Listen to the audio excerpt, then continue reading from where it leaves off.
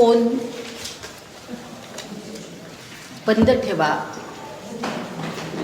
सगळ्यांनी बघा आपले फोन बंद आहेत ना.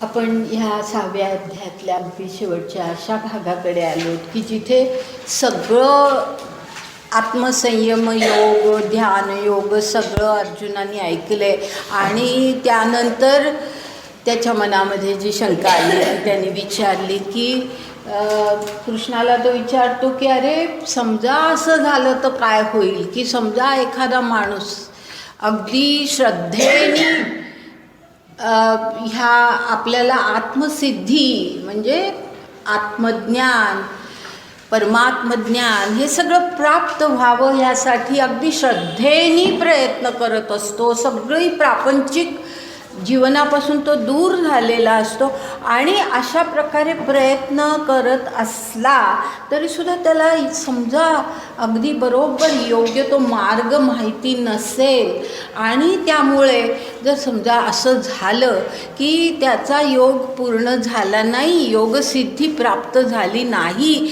आणि अशा परिस्थितीमध्ये जर तो मृत झाला तर मग त्याचं पुढे काय होईल असा प्रश्न अर्जुनाने विचारलेला आहे.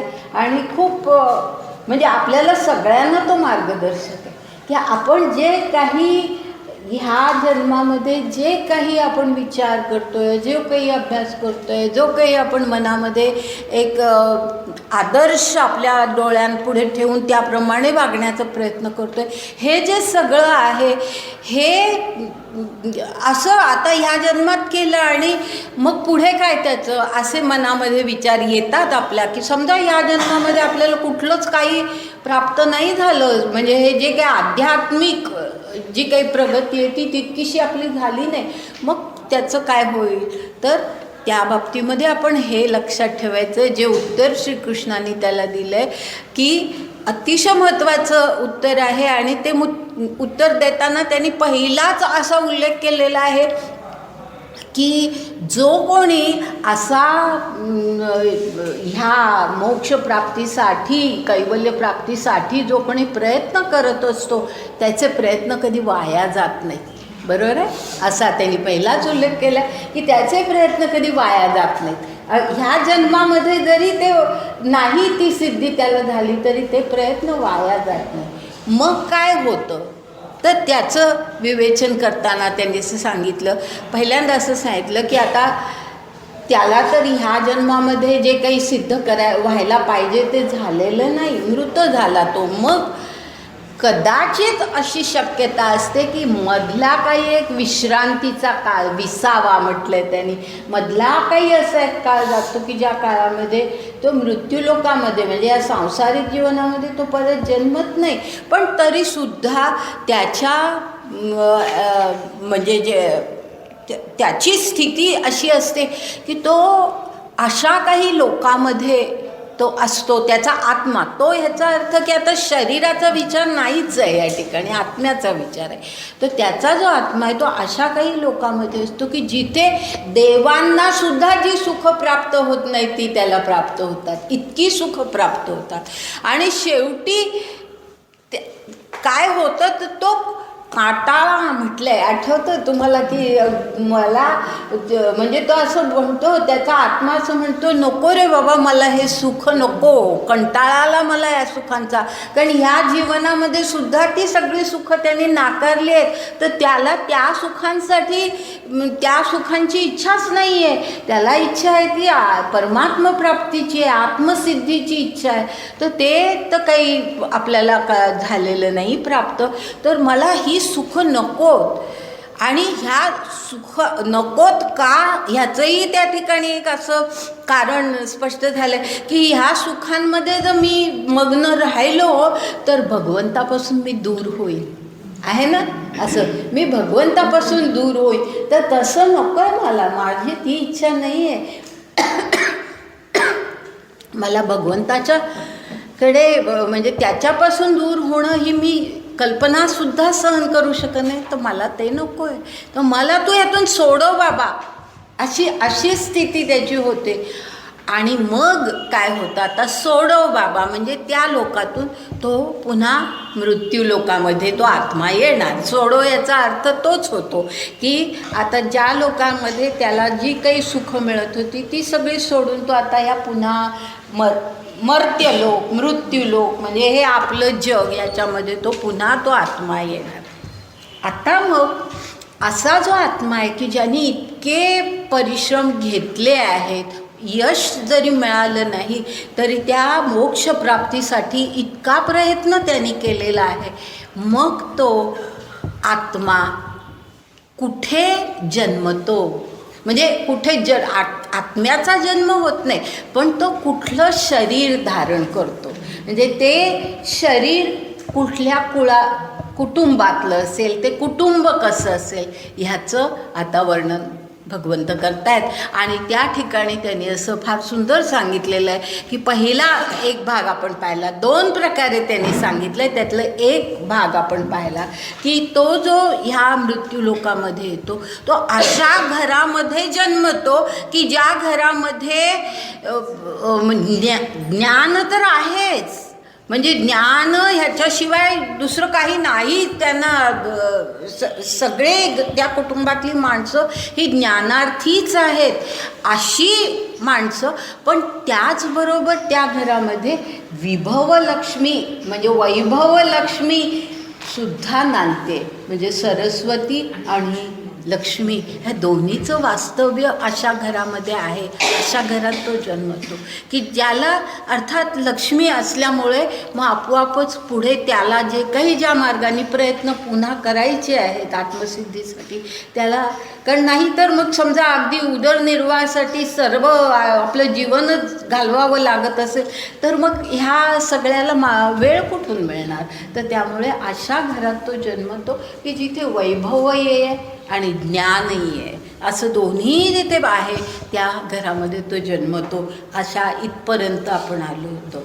तर एक ही त्या आत्म्याला होणारी ह्या मृत्यूलोकामध्ये मिळणारी जी काही स्थिती आहे त्याचं एक प्रकारे त्यांनी वर्णन केलं आहे. आता दुसरं जे आहे ते आता आपण पाहतो आणि ते म्हणजे असं आहे की ओवी आहे 449, 449 ओवी. म्हणजे हे असं तरी होईल जे आत्ता मी सांगितलं, तर अशा प्रकारे तरी त्याचं सगळं जीवन पुढे असेल. अथवा सुरुवातच पाहावीची कशी आहे, अथवा ज्ञानाग्निहोत्री जे परब्रह्मण्य श्रोत्री महासुखक्षेत्री आदिवंत. ज्ञानाग्निहोत्री ह्याचा अर्थ नीट लक्षात घ्या. अग्निहोत्र हा शब्द तर आपल्याला माहिती आहे. अग्नी म्हणजे गृहस्थाच्या घरामध्ये अग्नी प्रज्वलित असावा लागतो, ही आपल्या संस्कृतीतली कल्पना आहे. तर त्या ठिकाणी अग्निहोत्र तर आहेच, अग्नीची हे केली जातेच पूजा, परंतु तो कुठला अग्नी आहे, ज्ञानाग्नी. ज्ञानाग्नी अग्निहोत्री असं आहे ते. ज्ञान अग्निहोत्री म्हणजे ज्ञानाचा यज्ञ ज्या घरामध्ये होत असतो. आणि आपण ज्ञानयज्ञ म्हणजे काय ही कल्पना आपण शिकलो आहोत, आठवते तर की यज्ञाचे वेगवेगळे प्रकार आपण पाहिले, त्याच्यामध्ये ज्ञानयज्ञ ही कल्पना आपण पाहिलेली आहे. तर त्यामुळे या ठिकाणी जे म्हटलं आहे ज्ञानाग्निहोत्री ह्याचा अर्थ की त्या घरामध्ये ज्ञानयज्ञ सातत्याने होत असतो. म्हणजे अत्यंत ज्ञानी त्या कुटुंबातली माणसं, अत्यंत ज्ञानी. आणि ज्ञान ह्याचा अर्थही चुकीचा घेऊ नका की ज्याला आपण आज व्यवहारामध्ये ज्ञान म्हणतो ते नव्हे. वेगवेगळ्या खूप मोठमोठ्या पदव्या मिळणं म्हणजे ज्ञान नव्हे. ज्ञान ह्याचा अर्थ आत्मज्ञान, परमात्मज्ञान हा अर्थ कधीही मनातून हे व्हायला देऊ नका. तर त्या ज्ञानाचा अग्नी ज्या घरामध्ये सातत्याने पेटलेला असतो आणि जे परब्रह्मण्य ह्याचा अर्थ ज्या कुळामधल्या लोकांची परब्रह्मावरती अत्यंत निष्ठा असते, जे कुळ परब्रह्मण्य असतं, म्हणजे परब्रह्मावरती आत्यंतिक निष्ठा.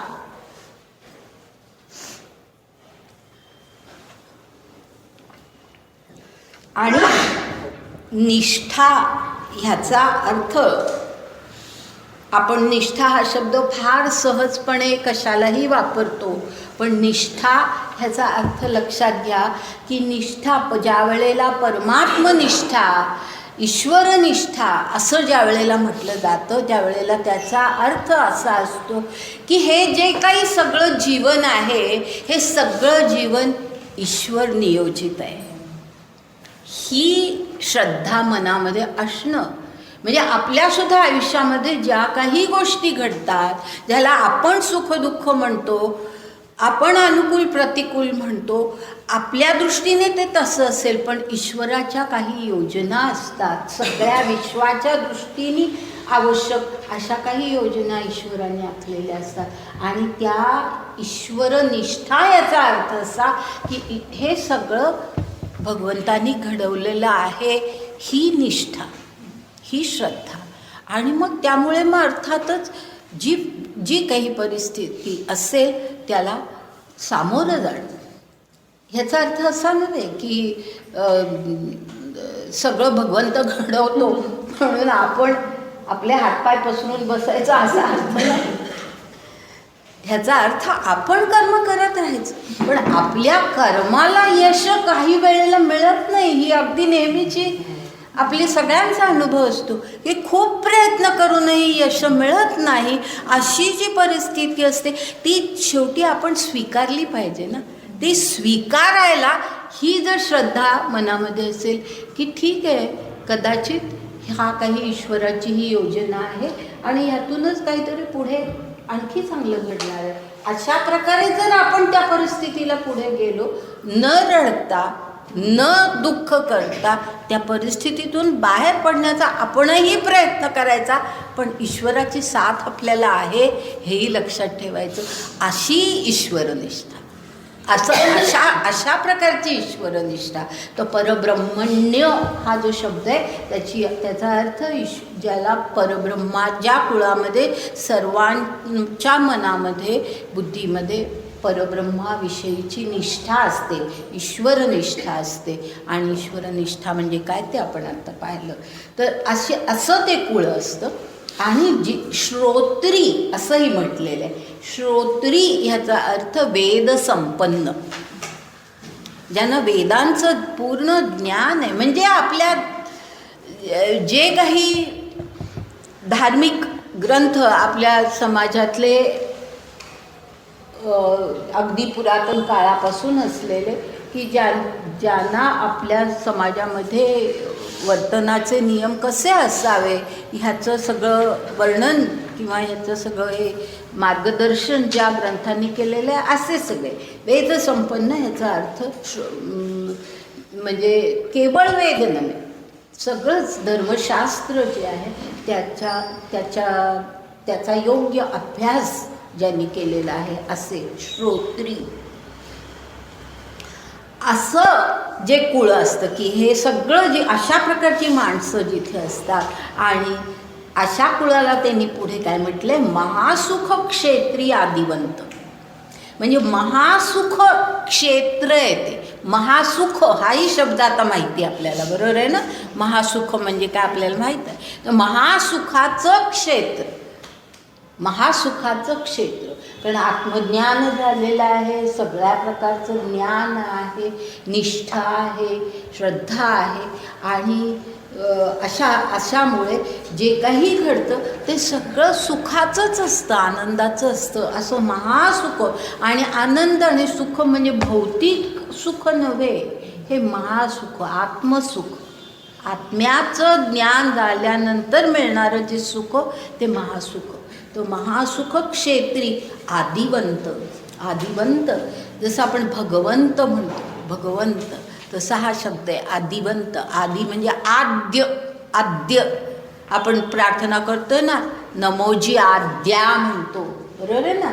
म्हणूनच मी मगाशी सांगितलं की हे सगळ्या त्या आपण ज्या प्रार्थना करतो त्याच्यातले प्रत्येक शब्द आपल्याला ह्या विवेचनामध्ये जाणवला पाहिजे. तर इथे जो आदिवंत हा जो शब्द आहे तो आद्य या अर्थी आहे. आद्य म्हणजेच भगवंत, आदिवंत म्हणजे भगवंत. तर तो असा भगवंतासारखाच त्याचं स्वरूप झालेलं आहे. अशा कुटुंबामध्ये तो जन्माला आलेला आहे की जणू काही ईश्वरच अशा प्रकारचं त्याचं सगळं अवस्था आहे. अशा प्रकारची स्थिती त्याला प्राप्त झालेली. त्यानंतर आता 450वी जी ओवी आहे ती सोडते मी. सोडते कारण एवढंच तुम्ही वाचलं साधं तरी त्याचा अर्थ तुम्हाला ह्याच्यावरून कळेल. पुढे जाते 451वी ओवी. जे अगदी महत्त्वाच्या गोष्टी आहेत त्या घेणं आपल्याला आवश्यक आहे. तर जे विवेकग्रामीचा मुळी, म्हणजे आता हे जे म्हटलंय ना ह्याचा अर्थ की जी असं कुळ, असं कुटुंब की ज्या कुटुंबातली माणसं जे ह्याचा अर्थ तो आहे की जे विवेकग्रामीच्या मुळी बैसले आहाती नित्य फळी. ह्याचा आधी अर्थ सांगते की विवेकग्रामीच्या मुळी बैसले आहाती नित्य फळी, म्हणजे विवेकग्राम म्हणजे विवेकाचं गाव. ग्राम म्हणजे गाव, म्हणजे विवेकच आहे तिथे, दुसरं काही नाही. विवेकपूर्ण सगळं वर्तन असं. तर विवेकाचं गाव, त्याच्या मुळी बैसले म्हणजे त्याचं जे मुख्य ठिकाण, म्हणजे एका गावात सुद्धा काहीतरी एक मुख्य ठिकाण असतं ना, तसं त्याच्या मुळी बैसले म्हणजे ते कुटुंब कसं आहे की विवेकग्रामाच्या मुळी बैसले म्हणजे इतकं ते विवेकपूर्ण आहे की अगदी विवेकाशिवाय दुसरं काही विचार वर्तन त्या कुटुंबातल्या कोणाकडून कधी घडणारच नाही. विवेकग्रामीच्या मुळी बैसले आहाती नित्य फळी असं जे म्हटलंय ते त्याचा अर्थ असा की ईश्वर सुखाचं फळ भोगत ते तिथे बसले. म्हणजे ईश्वराचं जर साक्षात्कार म्हणा ना, ईश्वराचं फळ ह्याचा अर्थ काय की ईश्वराचा साक्षात्कार होणं ह्याच्या इतकं आणखीन चांगलं फळ काय. तर असं फळ चाखत, असं फळ खात ते तिथे बसलेले आहेत. असं ते कुळ आहे, असं ते कुळ आहे. आणि नित्य, पुन्हा नित्य ते अशाच प्रकारे त्या फळाचं ब्रह्मरूप फळाचं सेवन करतायत असं आपण म्हणू. ब्रह्मरूप फळाचं सेवन करतायत म्हणजे ब्रह्म हेच त्यांना सर्वत्र सुखदायक कल्पना आहे. तर ब्रह्म फळाचं सुख किंवा त्याचं सेवन करत ते तिथे असतात, ते बसलेले असतात. अशा कुळामध्ये तया योगियांच्या कुळी, तया योगियांच्या कुळी याचा अर्थ अशी योगी माणसं, अशी योगी माणसं तया योगियांच्या कुळी जन्म पावे. आलं लक्षात. म्हणजे त्याचा जन्म हा अशा कुळामध्ये होतो की जिथे अशा प्रकारची माणसं आहेत. म्हणजे या ठिकाणी वैभवाचा उल्लेख केला नाही. म्हणजे पहिल्या आणि ह्याच्यामध्ये फरक हा लक्षात घ्या की या ठिकाणी वैभव सांगितलं नाही. पहिल्या जो भाग होता त्याच्यामध्ये काय की लक्ष्मी पण आहे, सरस्वती पण आहे, अशा प्रकारची परिस्थिती. पण ह्या ठिकाणी काय म्हटलं की केवळ ज्ञान, केवळ विवेक असंच सगळं आहे. असं हे आहे. आणि अशा कुळामध्ये योगी आहेत सगळे, कुळातली सगळी माणसं योगी आहेत. योगी ह्याचा अर्थ आपल्या डोळ्यासमोर कधी चुकूनही काहीतरी भगवी वस्त्र परिधान केलेला आणि अशा प्रकारचा योगी डोळ्यासमोर आणू नका. जो योग साधना करतोय तो योगी. जो योग साधना म्हणजे योग सिद्धी झाली पण नसेल पण योग साधना सातत्याने करतोय असं. आणि योगसिद्धी अशी सहज होणारी गोष्टच नसते. पुढे येणार आहे त्याचा उल्लेख. तर पण योग साधना सगळे करत असतात, अशा योगियांच्या पोळी तो जन्म पावे, त्याचा जन्म होतो. आणि आता हा जो पुढचा भाग आहे ना, अगदी महत्त्वाचा, म्हणजे 52 आणि 53, विशेषतः 53, आणि महत्त्वाचा असा की त्या ओव्यांचा अर्थ लक्षात घेताना ज्ञानेश्वरांचं जीवन लक्षात येतं आपल्याला. जणू काही ज्ञानेश्वरांचंच वर्णन केलंय या ओव्यांमध्ये. स्वतः ज्ञानेश्वर आपल्याच जीवनाचं वर्णन करतायत असं आपल्याला त्या ठिकाणी जाणवतं. अशा प्रकारच्या त्या ओव्या आहेत, ह्या 2 ओव्या. विशेषतः 53वी ओवी, किती 453वी, पण 52 पाहूया आपण. मोटकी देहाकृती उमटे आणि निज ज्ञानाची पहाट फुटे, सूर्या पुढा प्रगटे प्रकाशू जैसा. म्हणजे ज्याप्रमाणे, शेवटचा भाग आधी घेते, ज्याप्रमाणे सूर्य अजून दिसत पण नाही आकाशात, पण त्याच्या आधी आपल्याला प्रकाश दिसायला लागतो, बरोबर आहे. म्हणजे असं हे घेऊन, म्हणजे त्यांनी एक त्या ठिकाणी अशा प्रकारची उपमा दिली आहे की असं हे जसं असतं त्याप्रमाणे त्याच्या बाबतीत काय होतं. मोटकी देहाकृती उमटे. मोटकी ह्याचा अर्थ अगदी जन्मलाय, अगदी लहान बालवयाचं आहे.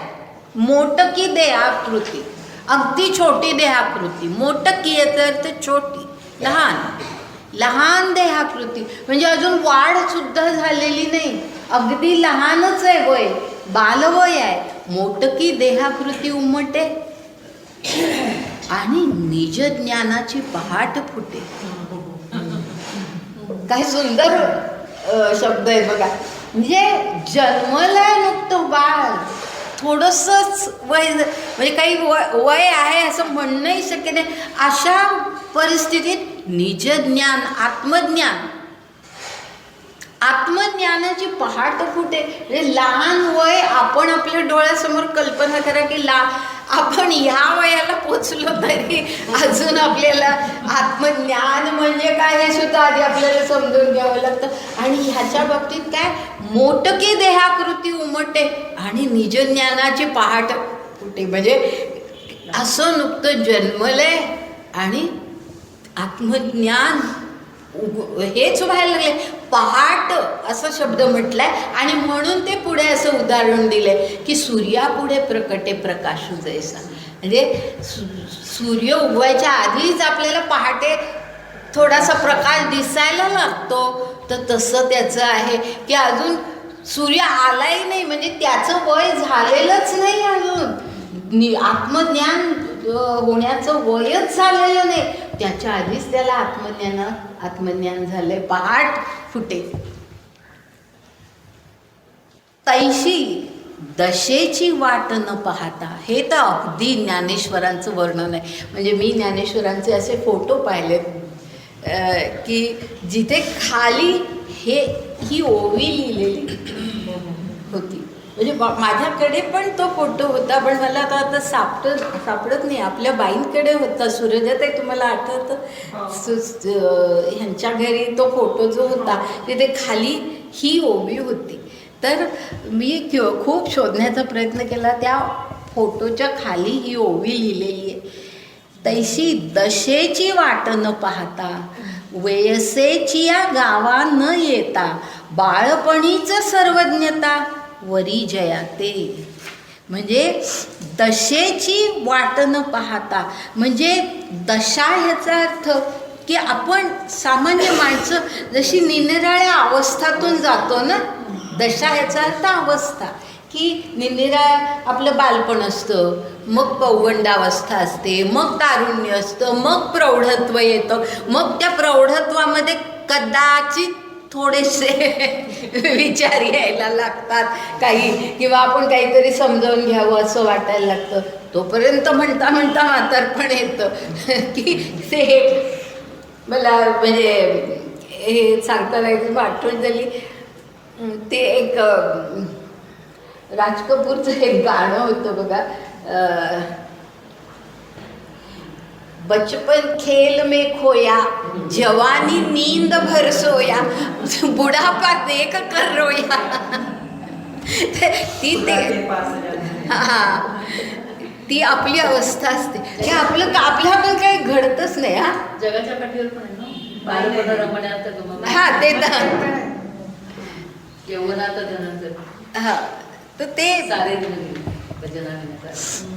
तर ते जे आहे ना ते आपल्यासारख्या, ते आपण दशा नुसत्या ह्या दशेतून त्या दशेत जातो. तर तसं ह्यानी तर दशेची वाट न पाहता, म्हणजे प्रौढावस्था येण्याची वाट सुद्धा पाहिलेली नाही आहे. दशेची वाट न पाहता वयसेची या गावानं जाता, म्हणजे प्रौढ वयाच्या गावी पोचण्याच्या आधीच. वयसेची याचा अर्थ हा आहे की प्रौढ वयाच्या पर्यंत पोचण्याच्या आधीच बाळपणीच सर्वज्ञता वरी तयार जयत. लहानपणीच आहे ना, म्हणजे खरोखर ज्ञानेश्वर त्यांचंच वर्णन आहे अक्षरशः. 15व्या वर्षी ही ज्ञानेश्वरी म्हणजे भावार्थ दीपिका त्यांनी सांगावी, गीतेचा भावार्थ सांगावा की ज्याच्यामध्ये केवळ गीता नाही आहे, उपनिषदांचं ज्ञान आहे, वेदांचं ज्ञान आहे, अनेक वेदांत वगैरे सगळे उल्लेख ज्यामध्ये आहेत. एवढ्या 15 वर्ष हे वय आपल्या जीवनामधलं पहा आणि त्यांच्या जीवनामधलं पहा. एकावर 5 वर्ष 15 वय असताना भावार्थ दीपिका त्यांचं निरूपण केलं आहे त्यांनी. म्हणजे आणि 21व्या वर्षी ते समाधीस्थही झाले. त्याच्यापूर्वी ही झाले भावार्थ दीपिका झाली, अमृतानुभव झाला, चांगदेवपासष्टी झाली. म्हणजे काय प्रचंड ज्ञान ह्या एवढ्या लहान वयामध्ये, की जे आपल्याला आज या वयाला 50 उलटून तर केव्हा गेली, पण आज सुद्धा आपल्याला कळायला कठीण जातं. असं ज्ञान हे प्राप्त झालंय बाळपणी. तर हे जे वर्णन आहे हे तर अक्षरशः ज्ञानेश्वरांचं वर्णन आहे असं वाचताना वाटतं. दशेची वाट न पाहता वयसेची या गावानं येता, बाळपणीचं सर्वज्ञतावरी तयार.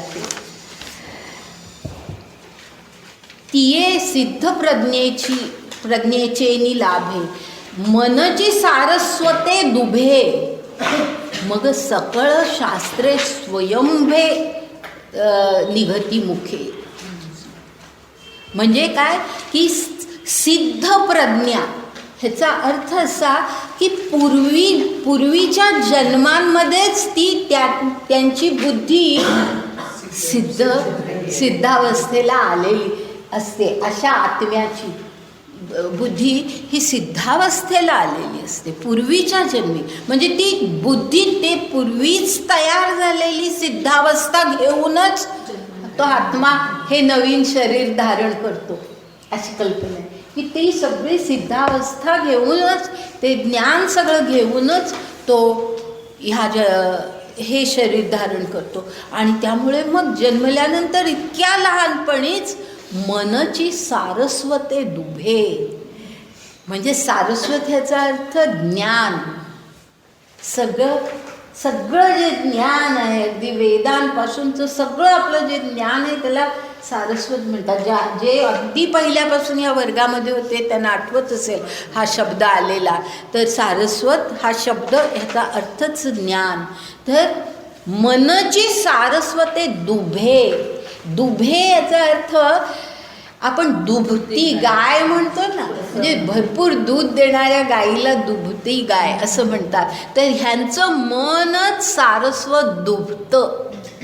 आलं लक्षात? म्हणजे मनच मुळी सारस्वत बाहेर प्रकटच होतं. त्यांचं सारस्वत, त्यांचं ज्ञान हे त्यांचं प्रकटच होत राहतं. दुभे, काय सुंदर शब्द वापरलाय. मग सकळ शास्त्रे स्वयंभे निघती मुखे. स्वयंभू याला म्हणतात, आपोआपच. कोणी शिकवलं नाही आहे, सगळं ज्ञान कोणी दिलं नाही आहे. कारण ते आधी घेऊनच आलेत ना, स्वयंसिद्धच आहे ते, आज सगळं घेऊन आलेत. तर त्यामुळे ही सगळं ज्ञान जे आहे ते सगळं ज्ञान, सगळी शास्त्र, धर्मशास्त्र ही स्वयंभे निघती मुखे, त्यांच्या मुखातून वरी प्रकटच होत असतात, जे ज्ञानेश्वरांच्या बाबतीत आपल्याला दिसतं.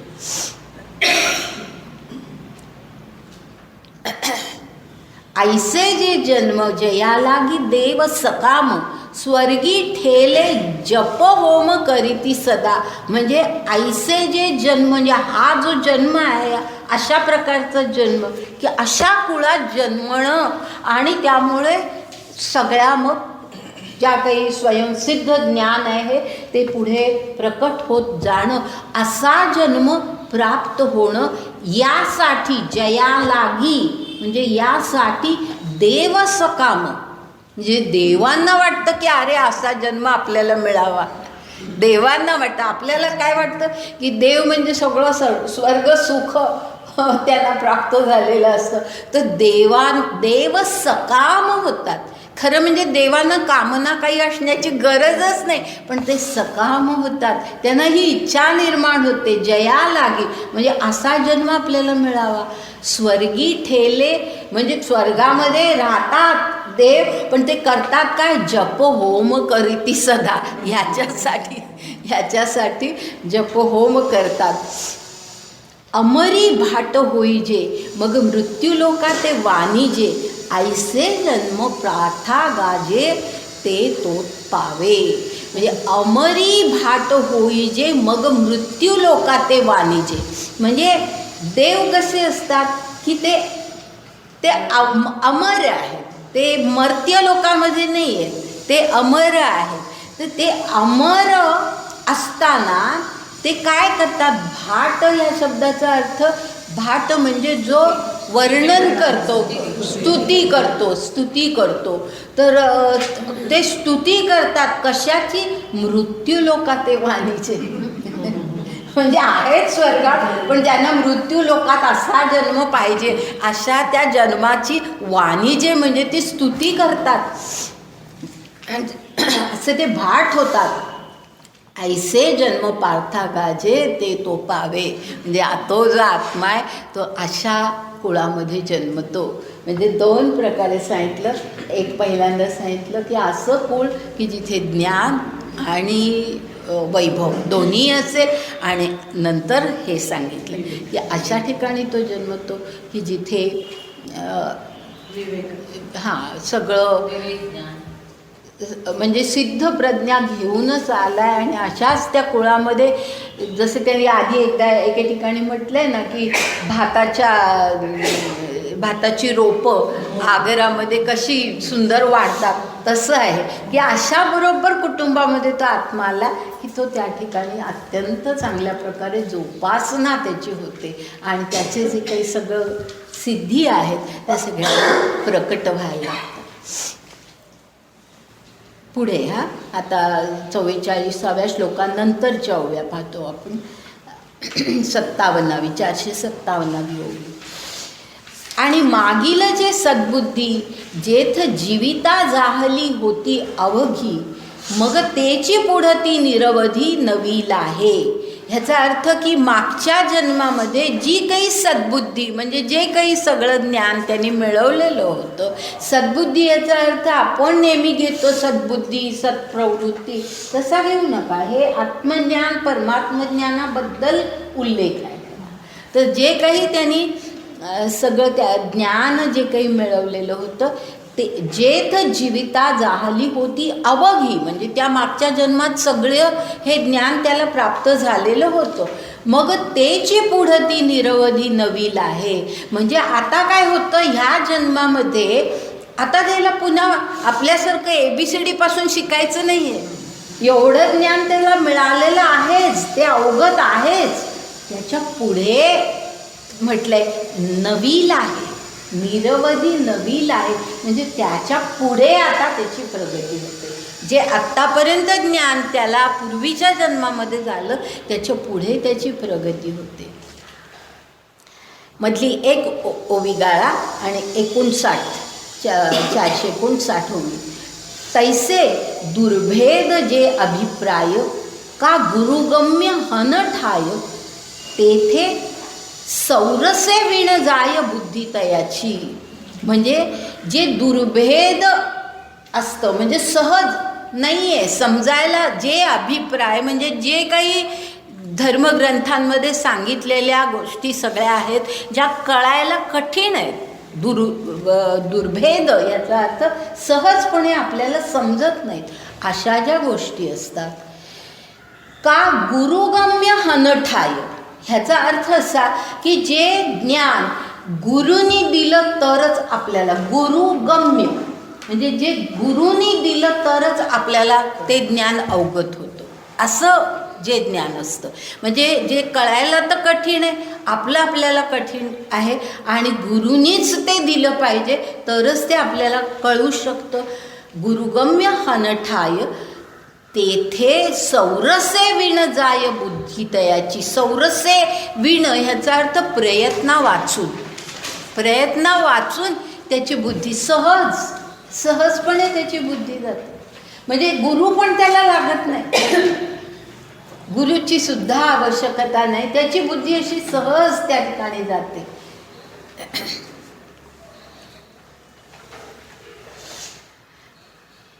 बळीये इंद्रिये येती मना, मन एकवटे पवना, पवन सहजे गगना मिळोची लागे.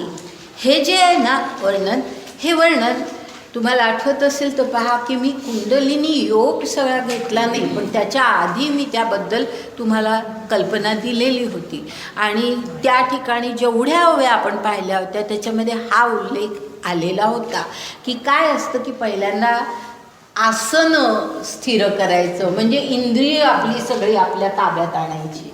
तर तो आता ह्या ठिकाणी उल्लेख आहे. बळीये इंद्रिये येती मना म्हणजे इंद्रिय सहज मनाकडे वळत नाही. हां म्हणजे ते उलट मनाला खेचतात, बरोबर आहे ना.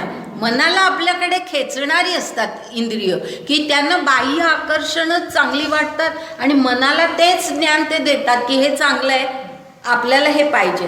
म्हणजे असं खरं म्हणजे इंद्रियांचं आणि मनाचे संबंध असतात. पण ह्याचं काय होतं तर एरवी जे बळाने इंद्रिय आपल्याला ताब्यात आणावी लागतात ती इंद्रिय सहजपणे ह्याची मनाशी हे होतात, मनाशी जोडली जातात किंवा मन आणि इंद्रिय ह्यांचा संबंध असा होतो की इंद्रिय वाहवत नाहीत आणि इंद्रियांबरोबर मन वाहवत नाही, उलट मन इंद्रियांना आपल्याकडे आकर्षित करतं आणि नियंत्रित करतं. तर इंद्रिय येती मना, मन एकवटे पवना म्हणजे मनावरती पूर्ण नियंत्रण आणून शेवटी काय करायचं असतं तुम्हाला आठवतंय का पहा, इडा पिंगला असं मी सगळं सांगितलं होतं तुम्हाला. तर त्या ज्या नाड्या आहेत त्यातून जो श्वासोश्वास होत असतो तो रोखून धरणं, प्राणायाम ज्याला म्हणतात, तो अशा प्रकारे रोखून धरणं की जो बाहेर पडेल आपला प्राणवायू जो काही बाहेर पडेल तो सहज गगनाला पोचला पाहिजे. म्हणजे उच्च गगन ह्याचाही अर्थ लक्षात घ्या की गगन म्हणजे केवळ आकाश नव्हे, गगन ह्याचा अर्थ जी उच्चतम स्थिती आहे, नाही उच्चतम स्थिती म्हणजे कशी की जी सहजपणे आपल्या मनाची आपल्या ह्यांची नसते, आपलं नियंत्रण आपल्या ह्या सगळ्या ह्याच्यावरती नसतं. तर त्या आपल्याला जर समजा योगसिद्धी पाहिजे असेल, व्हायला पाहिजे असेल तर आपण ह्या कनिष्ठ अवस्थेतून ह्या सगळ्या अपरा प्रकृतीतून, शब्द लक्षात येत आहेत ना, अपरा प्रकृतीतून आपण वरती गेलं पाहिजे, ते वर जाणं.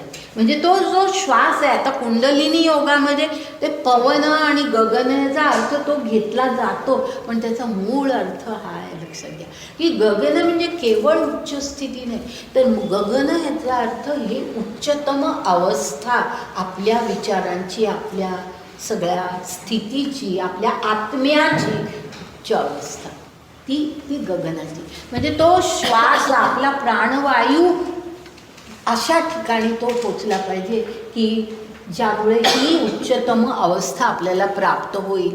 तर पवन सहजे गगना मिळोची जाय. तर ह्या उच्चस्थमस अशा स्थितीला तो जातो. आपण कुंडलिनी योग सगळा पाहिला नाही, हे बरोबर आहे, पण आज मी शेवटी एक अत्यंत महत्त्वाची ओवी, जरी कुंडलिनी योग पाहिला नसला तरी ती ओवी आपल्याला माहिती असलीच पाहिजे. कारण कुठेतरी त्या ओवीचा उल्लेख केलेला तुम्ही ऐकाल आणि तुम्हाला असं वाटेल की अरे आपल्याला याचा अर्थच माहिती नाही, हा भाग घेतला नाही, असं होऊ नये म्हणून ती मात्र ओवी मी आज घेणार आहे, ती नंतर घेते. आधी हे आपण संपूया. तर पवन सहजे गगना मिळोची लागे, म्हणजे असं उच्चस्थम स्थितीला आता तो आपोआप जायला लागतो. ऐसे नेणो काय आपैसे तया तेची कीजे अभ्यासे समाधी घरपुसे मानसाचे. हां, लक्षात आलं? म्हणजे ऐसे नेणो म्हणजे काय? भगवंत म्हणतात कसं काय होतं माहीत नाही बाबा, ऐसे नेणो हे कसं होतं माहीत नाही, म्हणजे अशी अवस्था होते प्राप्त. आपैसे म्हणजे आपोआप असं घडत जातं की तयातेची की जे अभ्यासे, म्हणजे ह्या ठिकाणी अर्थ काय आहे की त्याला अभ्यास करावा लागतो असा अर्थ नाही, अभ्यासच चालून त्याच्याकडे येतो. ही ज्ञानदेवांची अत्यंत नेहमीची फार महत्त्वाची शैली आहे. मी पूर्वीपासून सांगत आले, ते असे बरोबर उलटं आपल्याला हे करतात की अभ्यास त्याच्याकडे चालत येतो, सहजच अभ्यास घडतो. म्हणजे अभ्यास करायचा आहे असं कधी मानावंच लागत नाही, प्रयत्न त्यासाठी करावाच लागत नाही, आपोआपच अभ्यास घडत जातो. आणि पुढे तर फार किती सुंदर शब्द आहेत, समाधी घरपुसे मानसाचे. हां, म्हणजे समाधी ही अवस्था अशी आहे की समाधी अवस्थेमध्ये आपलं मन गेलं पाहिजे. म्हणजे जे सगळा अष्टांग योग तुम्हाला सांगितलं आहे, त्याच्या ज्या 8 पायऱ्या आहेत, यम, नियम, आसन, प्राणायाम, प्रत्याहार, धारणा, ध्यान आणि मग समाधी ही अत्यंत उच्च अवस्था की जी प्राप्त होणं फार कठीण असतं. आणि त्या प्राप्ती म्हणजे त्या समाधी अवस्थेमध्ये ज्याचं मन जातं तो समाधीस्थ माणूस म्हणजे स्थितप्रज्ञ माणूस. दुसऱ्या अध्यायातला जो स्थितप्रज्ञ आहे ना तो समाधीस्थ माणूस.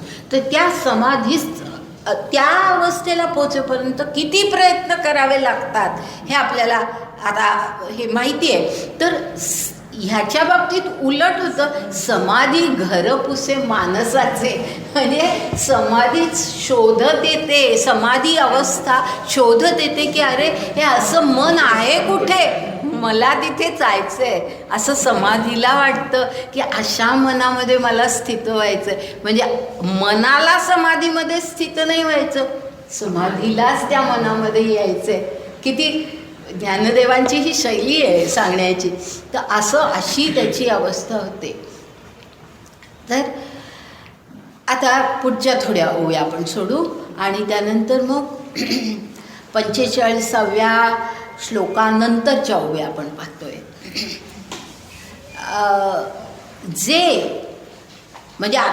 ह्याचा अर्थ ना की आता त्याची जी अवस्था झालेली आहे ना त्याबद्दल ते बोलतात. ह्या आत्म्याची आता जी अवस्था झाली आहे त्याबद्दल ते असं म्हणतात, जे वर्षशताची या कोडी, जन्मसहस्राची या आडी, लंघिता पातला थडी आत्मसिद्धीची. म्हणजे हा जो आत्मा आहे ह्या आत्म्याने वर्षशताची या कोडी म्हणजे शेकडो कोटी वर्ष, म्हणून मी मगाशी म्हटलं ना हे सहज एका जन्मात नाही प्राप्त होत. शेकडो कोटी वर्ष, शताची या कोडी म्हणजे करोड, कोटी, शेकडो कोटी वर्ष त्यांनी त्यासाठी तो प्रयत्न केलेला आहे जन्मसहस्राची या आडी लंघिता पातला थडी आत्मसिद्धीची. म्हणजे जन्मसहस्राची या आडी लंघिता ह्याचा अर्थ सहस्र जन्माचे अडथळे ओलांडून. लंघिता म्हणजे ओलांडून. सहस्र जन्मांचे अडथळे ओलांडून. आता त्याला अडथळे का म्हटलंय लक्षात घ्या की प्रत्येक जन्मामध्ये कोणी सांगणार आहे की अडथळे का म्हटलं असेल? हां, अगदी बरोबर. प्रत्येक जन्मामध्ये आपण जे काही जन्मतो आपण आपल्या स्थितीचा विचार करा की आपण इतके प्रकारच्या मोहात इतक्या अपरा प्रकृतीमध्ये गुंतलेलो असतो की आपल्याला ह्याच्यातून बाहेर पडणं हे फार शक्य नसतं. म्हणजे प्रत्येक जन्मी हे अडथळे येतात. तर म्हणून त्याला अडथळा म्हटले की सहस्र जन्माची या आडी लंघिता. म्हणजे ते सगळे अडथळे ओलांडून. लंघिता म्हणजे ओलांडून पातला थडी. थड ह्याचा अर्थ किनारा. किनारा. थड याचा अर्थ किनारा. पातला थडी आत्मसिद्धीची. म्हणजे आत्मसिद्धीच्या किनाऱ्याला आत्ता तो लागला.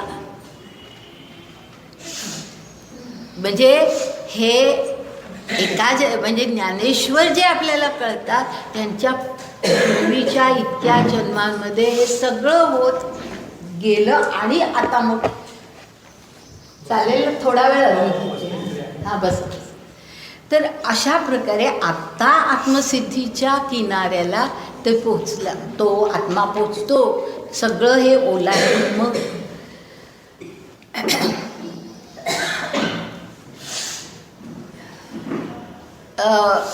म्हणून साधन जात आघवे अनुसरेत या स्वभावे मग आयतीये बैसे राणीवे विवेकाची ये.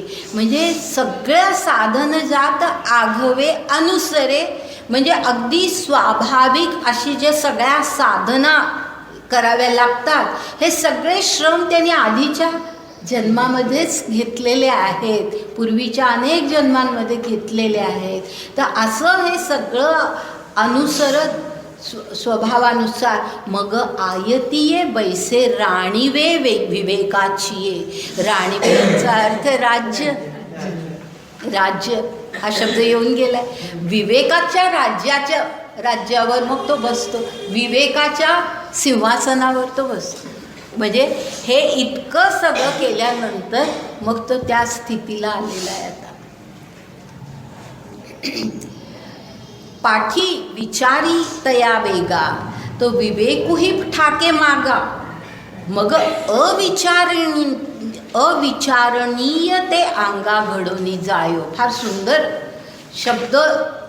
तेच शब्द त्यामध्ये घालून पण फार सुंदर अर्थ या ठिकाणी ज्ञानेश्वरांनी सांगितलं आहे की त्याचा विचाराचा वेग म्हणजे आता तो अशा स्थितीला आलेला आहे की त्याच्या विचाराचा वेग इतका आहे, इतका प्रचंड वेग आहे की विवेकही ठाके मागा.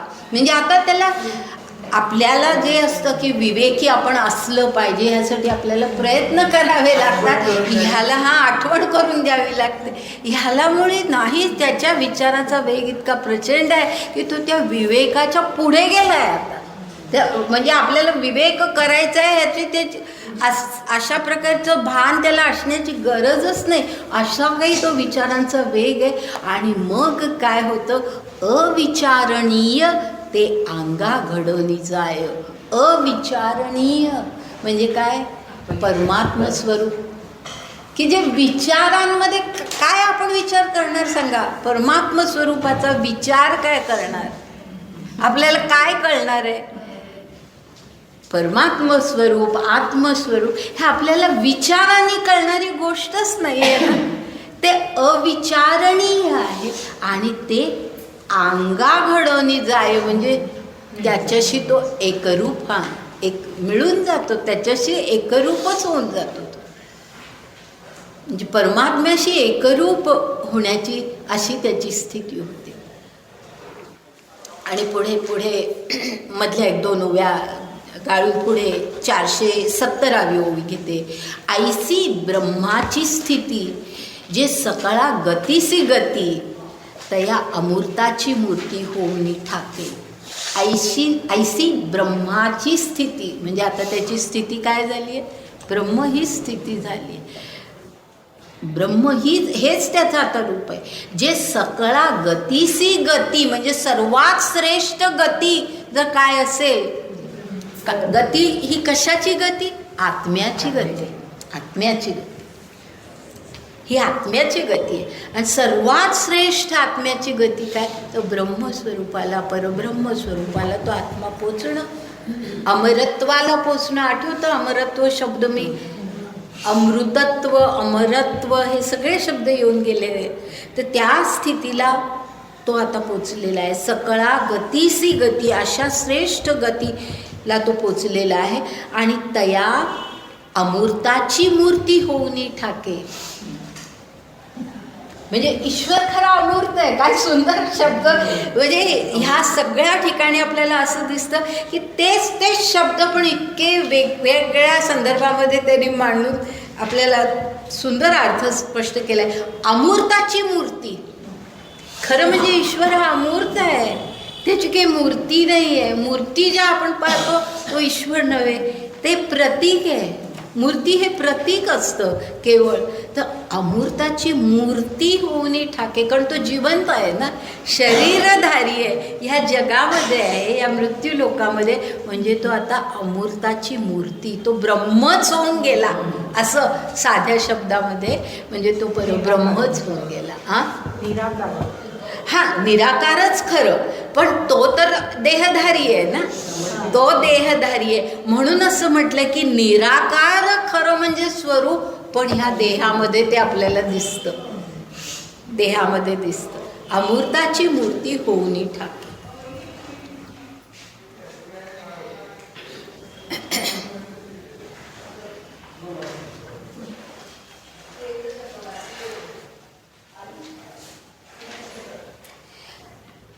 एक शेवटच्या त्या ह्याच्यातल्या शेवटच्या 2 ओव्या 71, 72, 73 एवढ्या ओव्या घेते आहे. तिथे असं म्हटलंय, तेने म्हणजे त्या असं का झालं त्याच्या बाबतीत, तर तेने बहुती जन्मी मागिली विक्षेपांची पाणीवळे झाडिली, म्हणून उपजत खेव बुडाली लग्न घटिका. लग्न घटिका बुडणं ह्याचा अर्थ लग्न लागणं. हां, बरोबर आहे. तर ह्याच्या बाबतीत काय झालं? उपजत खेव म्हणजे उपजला मात्र आणि त्याचं लग्न लागलं. आता ते लग्न कशाशी लागलं ते पुढे आहे. तद्रूपतेशी लग्न लागोनी ठेले. तद्रूप झाला ना तो ब्रह्माशी, तो परमात्म्याशी, तो तद्रूप झाला, एकात्मच होऊन गेला. म्हणून तो लग्न शब्द वापरला. विवाह हे 2 व्यक्तींना एकात्म करतात, तर त्या म्हणून त्या अर्थाने तो लग्न हा शब्द वापरलाय. तद्रूपतेशी लग्न लागोनी ठेले अभिन्न. आणि त्याच्या मागे जे आहे ना की बहुती जन्मी मागिली विक्षेपांची पाणीवळे झाडिली, याचा अर्थ अगदी साधा आहे. विक्षेप ह्याचा अर्थ की सगळा अडथळे, कचरा. मागच्या जन्मामध्येच त्यांनी सगळा जो काही आपल्या जीवनामधला कचरा, म्हणजे आता तुम्हाला माहिती आहे हे सगळं कचरा, याचा अर्थ जे काही आपण अपरा प्रकृतीमध्ये जीवन जगतो तो सगळा कचरा अशा अर्थी. तर विक्षेपांची पाणीवळे झाडिली, सगळं झाडून टाकलं, सगळा कचरा केर कचरा त्यांनी मुळे झाडूनच टाकलेला आहे. आणि त्यामुळे उपजला मात्र, जन्मला मात्र, आणि त्याचं तद्रूपतेशी लग्नच लागलं आणि तो अभिन्न झाला. अभिन्न म्हणजे आता परमात्मा आणि तो वेगळे नाही, ते एकच झाले. जैसे लोपले अभ्र गगन होऊन ठाके. म्हणजे अभ्र म्हणजे ढग आणि आकाश. म्हणजे आपल्याला सांगा फरक असा कळतो का? आपण त्यालाच आकाश म्हणतो ना. ढग असतात त्यालाच आपण आकाश म्हणतो, तर इतके ते त्या आकाशामध्ये मिसळून जातात. तर अशा प्रकारे अभ्र गगन होनी ठाके अशी त्याची स्थिती झाली. तैसे विश्व जेथ होये, ही पण ओवी चांगली आणि महत्त्वाची आहे. तैसे विश्व जेथ होये मागवते जेथ लया लाये, ते विद्यमानेची देहे जाहला तोगा. म्हणजे विश्व जेथ होये म्हणजे विश्वाची निर्मिती ज्यातून होते. विश्व जेथ होये ह्याचा अर्थ विश्वाची उत्पत्ती ज्यातून होते. म्हणजे काय? परमात्मा. कल्पना काय आहे? परमात्म्याची आहे, ब्रह्माची आहे. परब्रह्म परमात्मा. विश्व जेथ होय मागवते जेथ लया जाये, म्हणजे विश्वाची उत्पत्ती परमात्म्यातून होते आणि पुन्हा लयही परमात्म्यामध्ये होतो. मागवते म्हणजे पुढे शेवटी त्याचा लय सुद्धा तिथेच होणार असतो. असा तो जो परमात्मा, ते परमात्म स्वरूप, तो जो ते शब्द आहे ना तिथे, ते विद्यमानेची देहे जाहला तोगा, तो ते याचा अर्थ हे परब्रह्माचं स्वरूप, की परब्रह्मामुळे जगाची उत्पत्ती आणि परब्रह्मामध्ये जगाचा लय होतो. असं जे ते परब्रह्म, ते परब्रह्म हे विद्यमानेची देहे, विद्यमान म्हणजे प्रेझेंट, आता ह्या देहामध्ये असतानाच जाहला तो का, म्हणजे तो त्या अवस्थेला पोचला.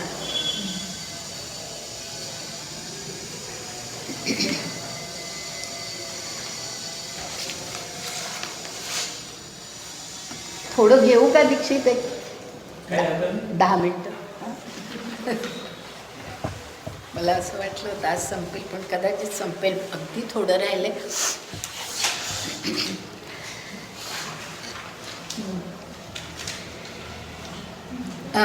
पुढे आता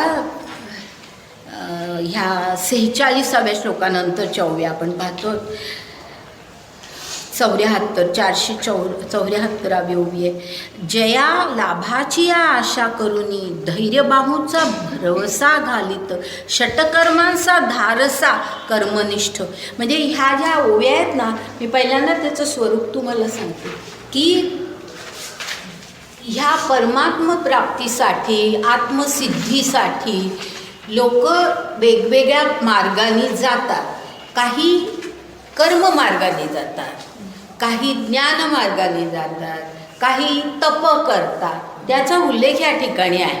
हां, तर ते आधी लक्षात घ्या, म्हणजे ह्या ओव्यात नीट समजतील की जया लाभाची या आशा, म्हणजे हा असा जन्म आपल्याला ब्रह्मच आपण होऊन जावं असं आपली स्थिती आपल्याला लाभावी, या लाभाची या आशा करूनी धैर्यबाहूचा भरवसा, म्हणजे बाहू कसे, बाहू म्हणजे बाहुबळ म्हणजे फिजिकल नव्हे, हे आपलं शारीरिक नव्हे, तर धैर्याचे बाहू. आणि तिथे बाहू हा शब्द का आला हे लक्षात घ्या की ही जी पहिली ओवी आहे ह्याच्यामध्ये कर्म करणाऱ्या माणसांचा उल्लेख आहे आणि कर्म आपण हाताने करतो ना, म्हणून बाहूचा उल्लेख आहे. आलं लक्षात? म्हणून धैर्य बाहू असं म्हटलेलं आहे. तर धैर्य त्याचे बाहू आहेत, पण ते कसे धैर्याने भरलेले असे बाहू आहेत. अशा त्याच्या भरवसा, त्या विश्वासाने, त्या आधारे तो काही माणसं काय करत असतात, षटकर्मांचा धारसा कर्मनिष्ठ. म्हणजे काही कर्मनिष्ठ माणसं, मी मगाशी तुम्हाला सांगितलं ना, काही कर्माच्या मार्गाने जातात, म्हणून हा कर्मनिष्ठ मार्ग आलेला शब्द आलेला आहे. तर काही कर्मनिष्ठ काय करतात, तर षटकर्मांचा धारसा ते करतात. आता या ठिकाणी हा षटकर्म ह्याचा अर्थ काय ते आधी मी सांगते. 6 कर्म असा उल्लेख आहे. षटकर्म 6 कर्म ज्याला म्हटली जातात, म्हणजे कर्ममार्ग हे ना गीता ज्या वेळेला लिहिली गेली तो काळ आपण ह्या ठिकाणी लक्षात घ्यायचा, की ज्या वेळेला तुम्हाला आठवत असेल, मी तुम्हाला अगदी पहिल्यापासून सांगत आले की वेदवादी कशा प्रकारे विचार करत होते, आठवत आहे तुम्हाला?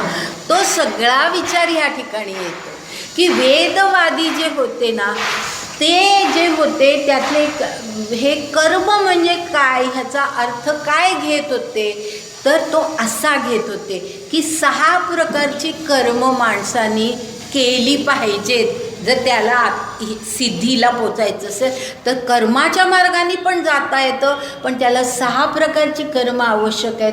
आणि ती 6 प्रकारची कर्म म्हणजे अध्ययन, अध्यापन,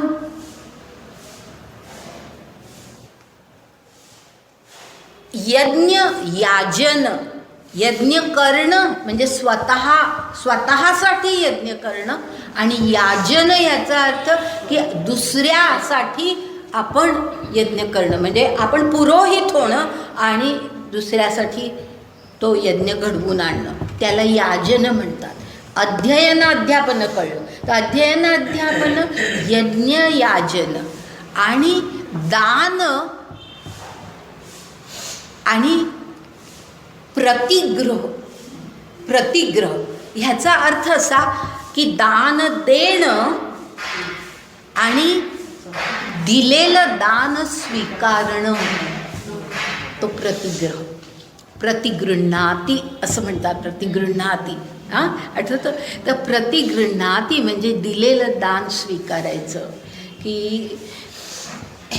हे सर्वसाधारणपणे ज्यांना द्विज म्हटलं जात असे त्या काळामध्ये, किंवा ह्या अशा प्रकारच्या यज्ञ, याजन, अध्ययन, अध्यापन करणारे जे कोणी होते त्यांनी स्वतःही दान द्यायचं आणि दिलेलं दान स्वीकारायचं.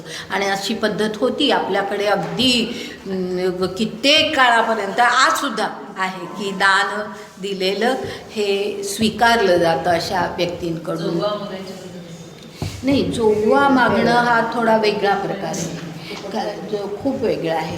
की जोगवा मागणं हा म्हणजे मी आता त्याच्यात वरिष्ठ कनिष्ठ अशा ह्याच्यात मी जात नाही, पण इथे जो दान हा जो शब्द वापरलेला आहे, दान देणं आणि दान घेणं, हे कशा अर्थी आहे की ब्राह्मण व्यक्ती ही दान देते सुद्धा आणि दान घेते सुद्धा.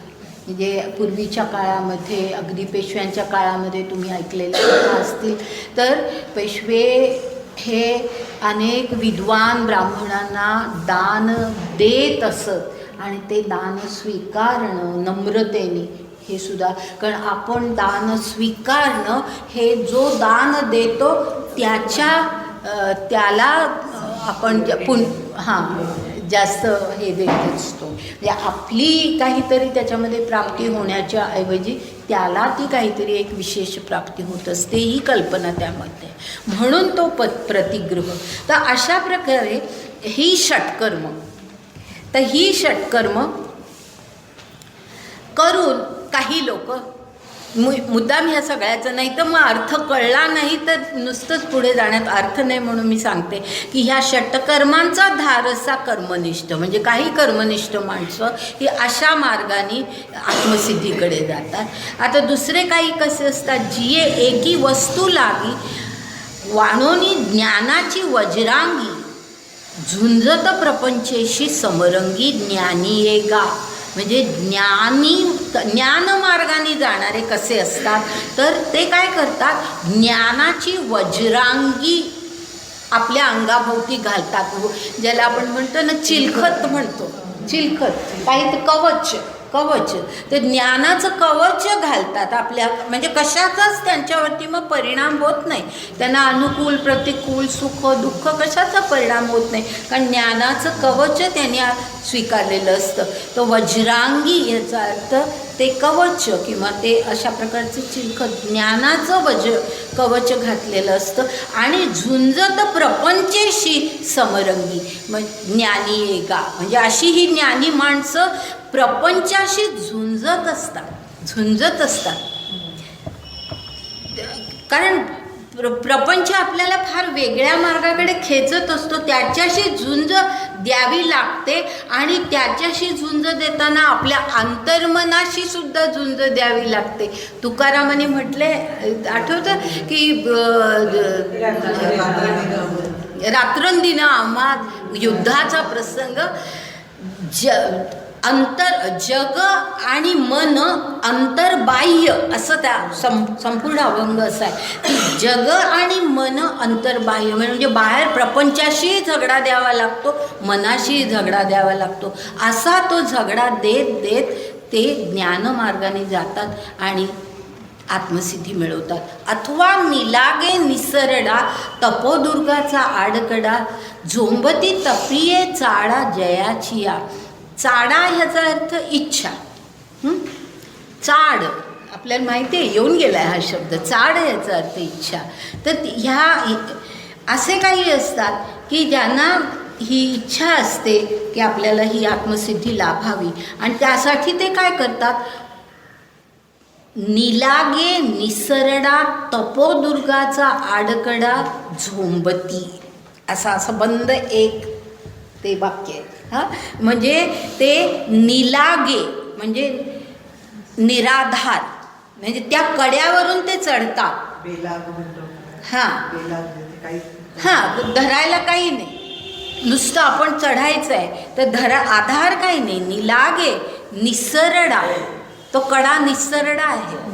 आणि तपोदुर्गाचा आडकडा म्हणजे त्या तपोदुर्ग म्हणजे तप करणं हे किती कठीण असतं हे सांगण्यासाठी असं म्हटलंय की तप हे अशा प्रकारे आहे की तो निसरडा कडा आहे, निराधार आहे आणि तिथून चढत चढत वर जायचं आहे. कारण का कुठल्याही क्षणी पाय घसरण्याची शक्यता आहे आणि पाय घसरला की सगळं अधपतन. तर म्हणून त्याला असं म्हटलेलं आहे. तर तपोदुर्गाचा आडकडा म्हणजे असा तो कडा ते चढतायत. झोंबती म्हणजे त्याच्याशी झोंबतायत, त्याच्याशी संघर्ष करतायत. असे की असे तपिये, असे तप करणारे जे असतात त्यांना इच्छा असते ज्याची, म्हणजे आत्मसिद्धीबद्दल ह्या ठिकाणी म्हटलेलं आहे. जे भजतीयासी भज्य याज्ञिकांचे याज्य एवं जे पूज्य सकळा सदा. म्हणजे असं जे असतं की जे भजतीयासी भज्य म्हणजे जे भजन मार्गाने जाणार नाही ते कशाचं भजन करतात, तर ह्याचं भजन करतात. भजन ह्याचा अर्थ मी आधी अनेक वेळा सांगितलं आहे, पुन्हा एकदा आठवण करून देते. भजन म्हणजे आपल्या डोळ्यासमोर जे भजनाची कल्पना आहे ती नाही. हे भजन याचा अर्थ प्रेम करणं, प्रेम करणं, प्रेम भक्ती, प्रेमपूर्ण भक्ती म्हणजे भजन. तर भजतीयासी भज्य म्हणजे ते कशावरती ते प्रेम करतात, कशाची भक्ती करतात, तर त्या परब्रह्माची ते भक्ती करतात. म्हणजे ती स्थिती आपल्याला प्राप्त व्हावी अशी त्यांची इच्छा असते. याज्ञिकांचे याज्य, यज्ञ जे करतात त्यांचं याज्य काय, याज्य म्हणजे साध्य काय, त्यांना काय मिळवायचं असतं यज्ञ करून, तर ते परब्रह्माची प्राप्ती म्हणजे आपण तसं व्हावं. एवं जे पूज्य सकळा सदा, असं सगळ्यांना नेहमीच जे पूज्य असतं असं जे परब्रह्म, ते आता तो पुढे काय म्हटले, तेची तो आपण स्वये जाहला निर्वाण, जे साधकांचे कारण सिद्ध तत्व. आलं लक्षात? मला वाटतं की याचा अर्थ सांगायलाही नको, तुम्हाला समजलं असेल.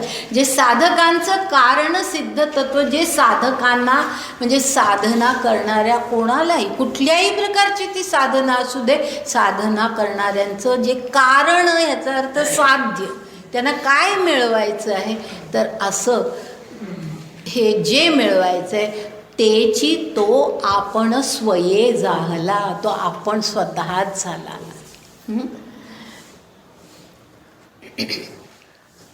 आता अगदी शेवट करते ह्याचा आणि म्हणजे अध्याय संपतो. फक्त त्या एका ओवीबद्दल मी नंतर पुढच्या तासाला सांगेन. आता ह्या ठिकाणी आता पुढे असं म्हटलं आहे, अगा योगी जो पुढे 47 श्लोकानंतर जाते मी.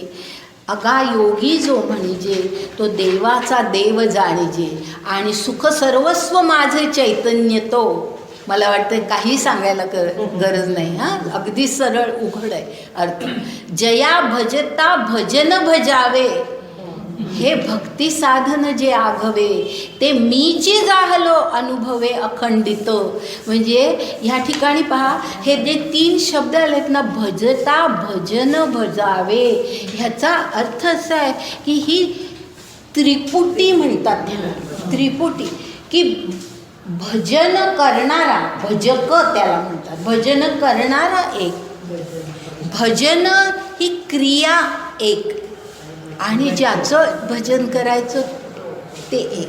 हे तिन्ही एक झालं, ते तिन्ही एक झालं. म्हणजे भजन करणारा तो आता ब्रह्मत्वालाच पोचला. कारण भजन कशाचं करायचं? ब्रह्माचं ना, त्याचीच प्रेम आराधना करायची, त्याची भक्ती करायची आहे, तर ती मुळे तो झालेलाच आहे.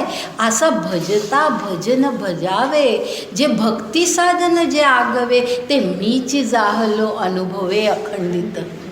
म्हणजे त्याच्या मनामध्ये तर मी तेच झालो आहे, आता मी त्या स्थितीला आलेलो आहे, अशी त्याची ती स्थिती झाली आहे. आणि मग तो असं म्हटलेलं आहे की कृष्ण असं म्हणतो की मग तया म्हणजे अर्जुनाला म्हणतो की मग तया आम्हा प्रीतीचे स्वरूप बोली निर्वचे ऐसे नव्हे गा तो साचे सुभद्रापती. अरे अर्जुना, त्याची म्हणजे असा जो माणूस आहे की जो अशा स्थितीला पोचला, ब्रह्मस्थितीला पोचला, त्याचं आणि माझं आमच्या प्रीतीचं वर्णन स्वरूप तुला मी सांगू कसं? सांगण्यासारखं तरी आहे का ते? त्याच्या आणि माझ्या प्रीतीचं स्वरूप निर्वचे, मग सांगता येण्यासारखंच नाही आहे हे, अशा प्रकारचं आहे. आणि तया पुढे फार सुंदर ओविया, तया एकवटलिया प्रेमा जरी पाडे पाहिजे उपमा तरी मी देह तो आत्मा हेची होय.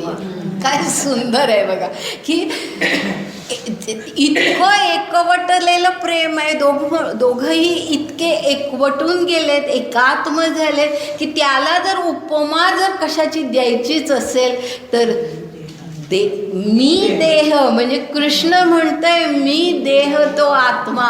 केवढं बघा, त्याला उच्च स्थान दिलंय. देह हा कनिष्ठ खरं म्हणजे, पण भगवंत स्वतःकडे कनिष्ठ स्थान घेतो. मी देह तो आत्मा असं म्हणतंय, आणि देह आणि आत्मा हा एकच आहे, एकत्रच आहे.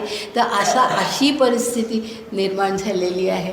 आणि आता ह्याच्यानंतर असं फार काही घेण्यासारखं नाही आहे. एवढंच आहे पुढच्या ओव्यांमध्ये की हे सगळं जे काही भगवंत सांगतायत त्याला, तर ते ऐकण्यामध्ये, म्हणजे पुढच्या ओव्यांचा थोडक्यात अर्थ सांगते की ते ऐकण्यामध्ये अर्जुन असा काही रंगून गेला आहे की भगवंतांच्या हे लक्षात येतं आहे की अर्जुनाची आस्था दुणावली आहे. शब्द येईल, तुम्ही जो वाचला तर हा शब्द येईल तिथे.